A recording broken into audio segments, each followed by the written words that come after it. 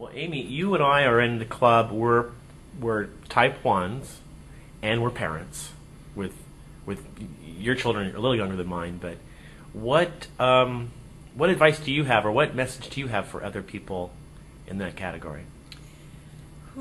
Well, there's this trend. There's more and more 30-somethings getting type 1 diabetes.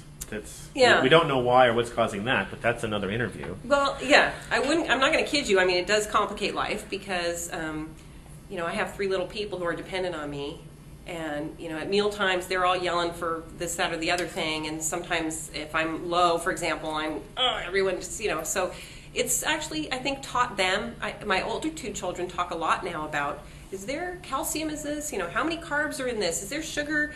And they actually, their babysitter took them to Jamba Juice recently, and they came home and said, Mom, there was 60 grams of sugar in that juice.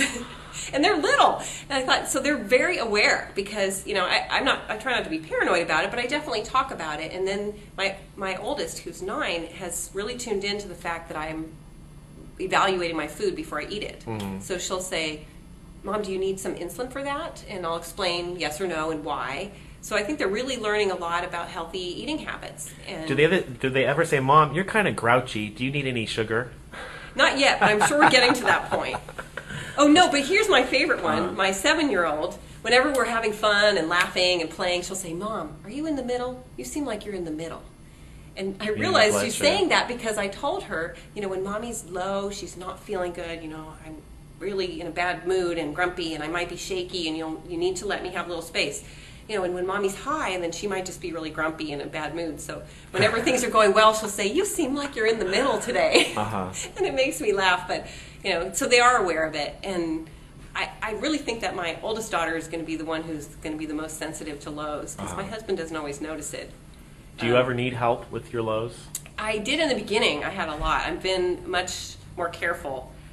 But there was just recently an incident. I was shopping with my 2 older daughters. We were in Old Navy, of all places, and I guess I'd had a normal lunch, but we had been walking around the city of San Francisco, so we'd been very active that day.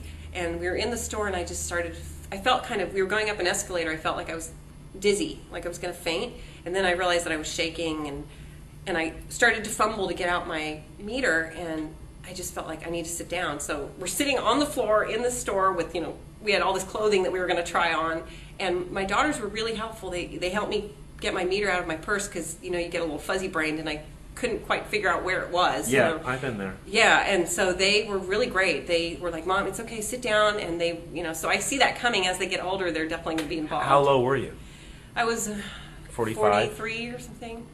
And then going down, yeah. What did you have in your purse to eat? So I had only 2 glucose tabs left, and I was a little concerned, but they did the trick at least until we got out and got something else. Yeah, yeah.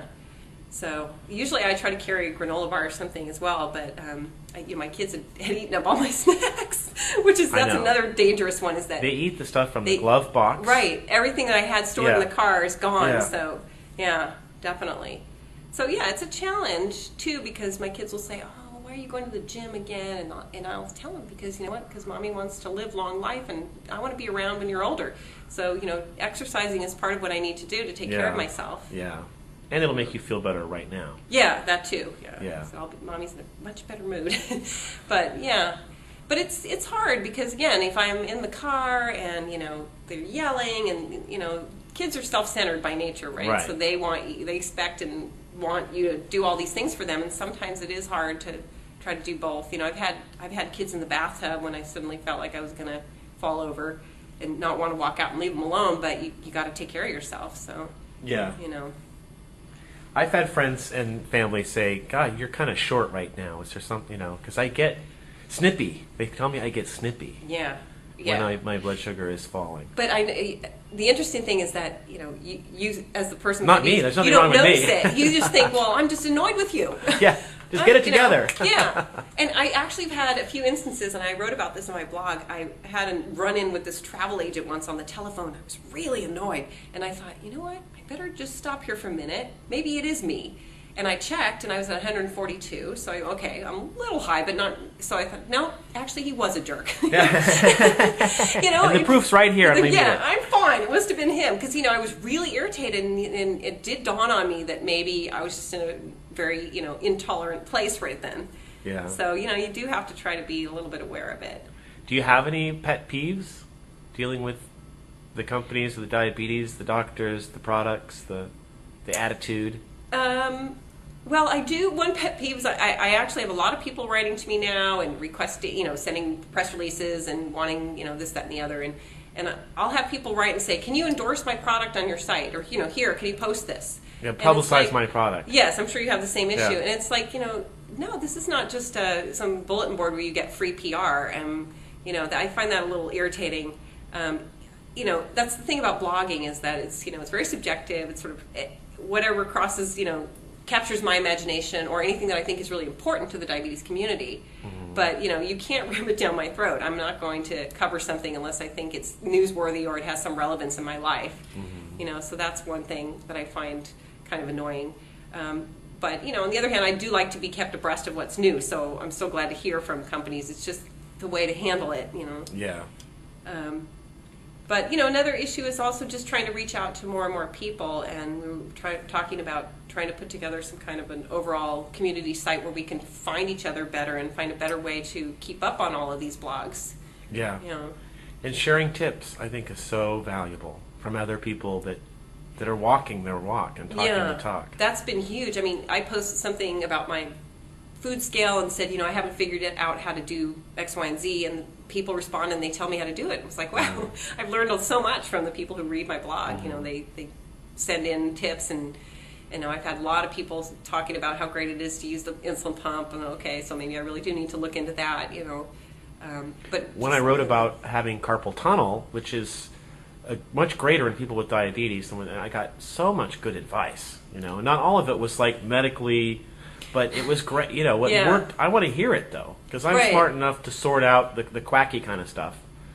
Right. And I think it's valuable to hear what's worked for other people. Absolutely. That's the hugest thing, I think. I wrote about Raynaud's syndrome, which is this thing with circulation in your hands, and I also had a lot of people write in about that. I've written about yeast infections and all kinds of things that affect people with diabetes, and I was a little nervous about putting personal details out there, but I was so amazed at the torrent of input of other people saying, "Oh, I'm so glad you brought this up. I have the same problem. I wasn't sure if I should try if I take the diflucan, is that going to affect my liver, or should I try these herbal remedies?" And again, I tell people you have to decide for yourself, but it's just a great way to share.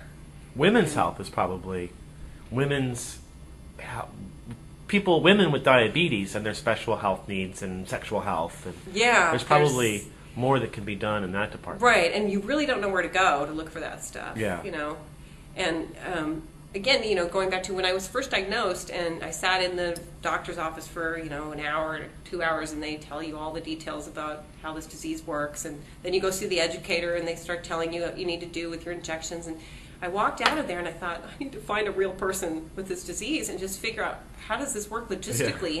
Where do I keep my supplies, and what do I do if if I forget my insulin, or and so the first thing I did was try to find someone. I was lucky enough to find a friend of a friend who lived nearby me, and we met for coffee, and she actually walked me over to the nearest medical supply store and helped me pick out a case, because I was like, I don't know where to put this stuff. I had no idea, and it was so helpful.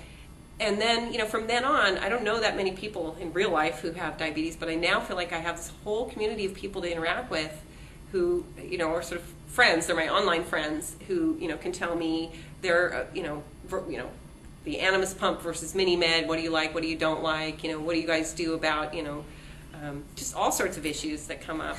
Amy, it's great talking to you. Is there anything else you'd like to tell our viewers? Well, yeah, the exciting thing is that I have a new book coming out, which is co-authored with Dr. Richard Jackson of the Joslin Diabetes Center in Boston. Mm-hmm. And he actually was one of the, developers of their outpatient program called Do It. So the idea was that, there are so many people out there with diabetes, newly diagnosed or pre-diabetes, or even people who've had it for a long time and are struggling, who really don't know what they need to do to get a handle on their health. And obviously you have your meter and you take, you test and test, but I've even had friends say, I don't know what to do with all these numbers. So our take in this book is that there are these 5 kind of core risk factors. It's your A1C, obviously. It's your microalbumin, which is a test of kidney function. It is your blood pressure. It is your eye exam, and it is your lipid panel, right, which is the cholesterol and fats. And these are the 5 core tests, that best measures that we have right now of where you stand with your health with diabetes. So everyone with diabetes needs to have those tests done regularly, and they should know their results, and they should also know what those results mean. And the nice thing is those 5 tests will help you figure out where you need to put your efforts. Right? A lot of people with diabetes feel so overwhelmed. I need to eat differently. I need to exercise. I need to, do X, Y, or Z. Take this supplement, take that supplement. But they're not doing it with a goal in mind, a specific goal.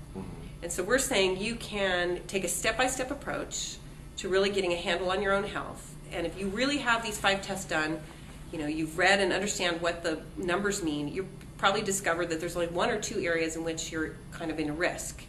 And we give very practical, down-to-earth advice about what you can do to improve those numbers.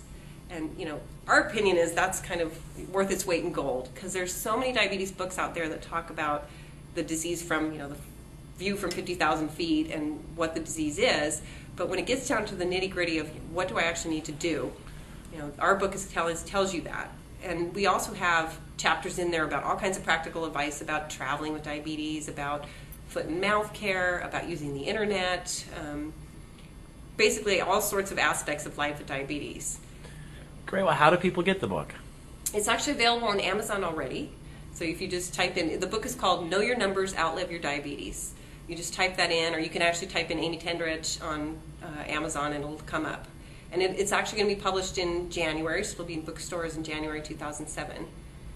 So we think that this hopefully is going to make a big difference towards, you read all these articles about what an epidemic diabetes is and how few people really have a handle on the condition. So our hope is that this will be a real step in the right direction. Great. So we want people to know about Diabetes Mind and your new book. Know Your Numbers, Outlive Your Diabetes. And Amy Tenderich, thanks for coming down and talking to us. Thank you. This has been really a lot of fun. It was.